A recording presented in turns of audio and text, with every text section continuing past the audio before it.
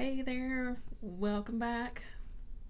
My name is Crystal, and I've got another book chat video for you today, and we're going to do a tag. I've seen this one floating around, and it looks pretty interesting. So this is the Hindsight is 2020 reader tag. This was created by Erin Go Read. I will, of course, link below, and it's 5 questions, so let's get going. All right. What were you like as an early and learning reader? I was definitely one of those kids that had her nose stuck in a book. I remember reading a lot when I was a little kid. So I enjoyed reading, especially when I get up to like chapter books. Love me some Judy Blume, Beverly Cleary. That was my sweet spot.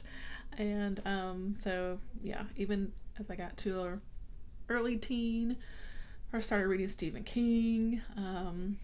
And it goes from there. So I read a lot when I was a kid, from what I remember anyway. That was a long time ago. Number 2, what book or series really got you excited about reading as a kid? Again, I read a lot of Judy Blume, a lot of Beverly Cleary, but one book in particular that I remember just loving as a little kid was Super Fudge by Judy Blume. This is my old copy. Can you tell? And I don't know. I can tell you why I really loved this book, but I just do. And then there was Tales of the Fourth Grade Nothing, which is basically book 1 of this kind of little pairing. We meet Peter, and as he's dealing with the challenges of his toddler little brother named Fudge. And then in book 2, another little baby comes along who if I remember, I think her name's Tootsie. There's some kind of like chocolate thing going on in this family. I don't know. Though Peter is just Peter. I don't know. Anyway, but Super Fudge in particular, I just remember loving this book. I think it's probably made me laugh. It was funny. I don't know. And of course it's Judy Blume, so she just always knows how to write for kids. So that's when I remember just really loving, and probably made me read other Judy Blume books for sure. All right, number 3, has there been a person in your life, real or fictional, who inspired you to be a reader? And I would say not really. I don't really know what drew me to books necessarily. I don't know. I just read books. I don't remember. I don't remember so much about being a kid to know if there was there a teacher or a librarian at some point that inspired me, but I can't remember anyone in particular, so no. Number 4, at what point did you begin to identify as a reader?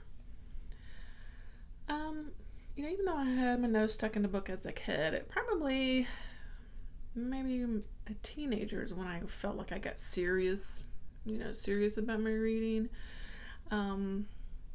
But would I have identified as a reader then? Probably not.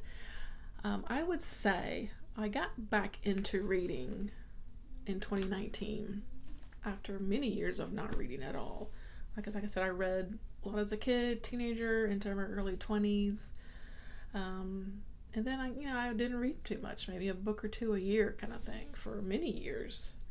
And in 2019, I sort of set a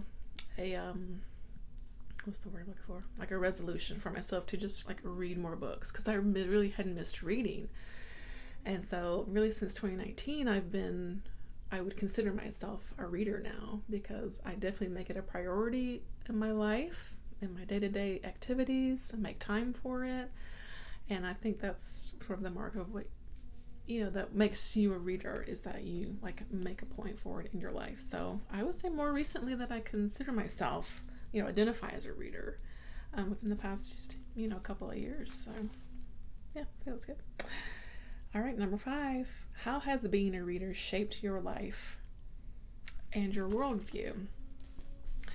So I think that's a tough question, but I think I really do try to read books from all kinds of different genres, from all sorts of different authors, all sorts of perspectives and worldviews.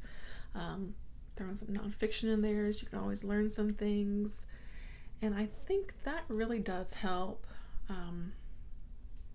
sort of shape things in my life and my worldview. I think if you always have an open mind and are like willing to learn and have new experiences, even if it's just through reading, I think that's great for me. So while I do read to enjoy myself, and it's a hobby that I do for pleasure, I do like to challenge myself by reading books that maybe aren't on my radar, or like I said, those tough nonfiction books that are where you really do learn something. And so yeah, I would say that by just challenging myself to kind of step out of that comfort zone sometimes is good for us all. And that's it. Good, easy 5 questions for that tag. I think this is my very first tag I've ever made a video for that I've ever done. Yay. I've seen this one floated around, so I'm sure a lot of folks have already done it. But if you feel like you want to do it, feel free. And that's going to do it for me. I'll catch you later.